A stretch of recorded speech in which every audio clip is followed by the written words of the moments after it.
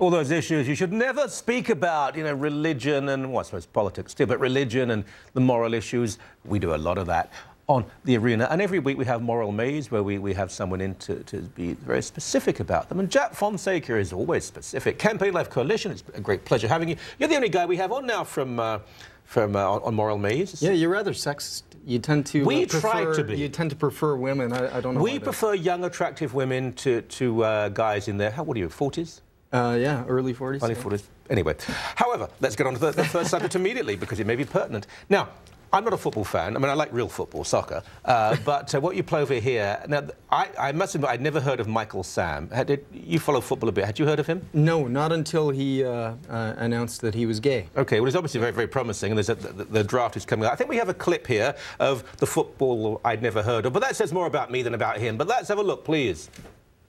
Came to tell the world that I'm an openly proud gay man. I was actually going to wherever team I got drafted, and I was going to tell the owner and the coach and the GM about my sexuality. And knowing 2 weeks ago that how many people actually knew, we expected that all the scouts knew, and because I did make it public to my team, and then once scouts came and asked about me, you know, they told about, like, Michael Sam's gay.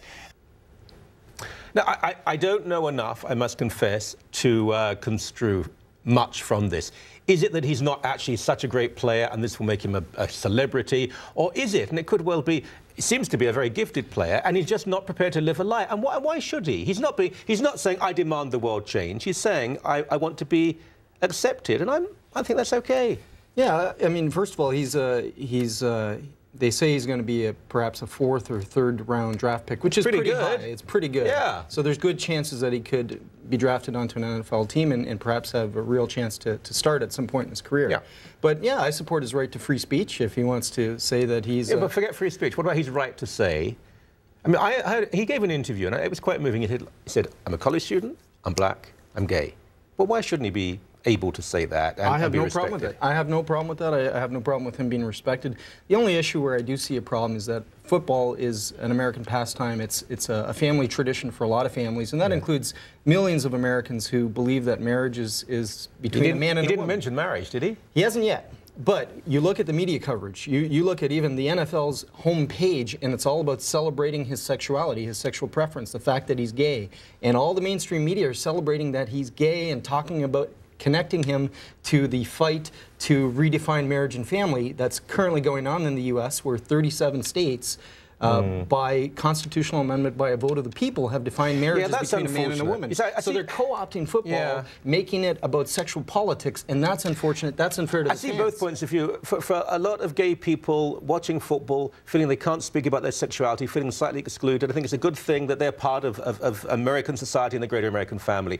If they're trying to push the marriage issue, though, by using him, no, I believe... Nor do I believe that footballers who oppose same-sex marriage should be political about it either. I think they're there to play a sport. End it at that. Respect you for what you are, for your sexuality, for your race. But beyond that, I would keep all politics out of it myself. Oh, absolutely. Keep it an innocent game, as it has always been, where people can just get away from the pressures of daily life, their jobs, their things that are going wrong, and lose their minds in an innocent sport. Lose their minds, or eternally watch soccer. Or kill people. Euthanasia in Quebec. It had to be Quebec that would be the first province to push for this. How ironic. It used to be such a Catholic province. But when is the vote taking place? Sometime this week. It's been rumored that it will be Friday, that the Quebec National Assembly will vote. And they've got the majority vote, the way things stand, to legalize euthanasia under the deceptive euphemism of health care.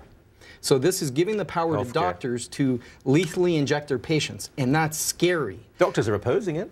Well, many doctors. Many doctors are. Many doctors are, but unfortunately the government has the majority, the Parti Québécois, and they're pushing this. And unfortunately, much of the Quebec public, the majority, has been indoctrinated to thinking this is a good thing. And really, it's sending a horrible message to people with disabilities. Because in the language, for instance, in the language of the bill, it says that you know, it's to help ease suffering in people who have lost considerable function, for instance. Well, that largely describes people with a disability, and what it says is your life is horrible. It's your life is a fate worse than death. And it's no coincidence that the coalition of groups who most oppose euthanasia, always led by the handicapped, disabled, they're the ones who are most vehement against it. Then it tends to be doctors and poor Quebec. It's so lost its way. Wish we had more time, but we don't. Thank you very much. You're welcome. Thank you.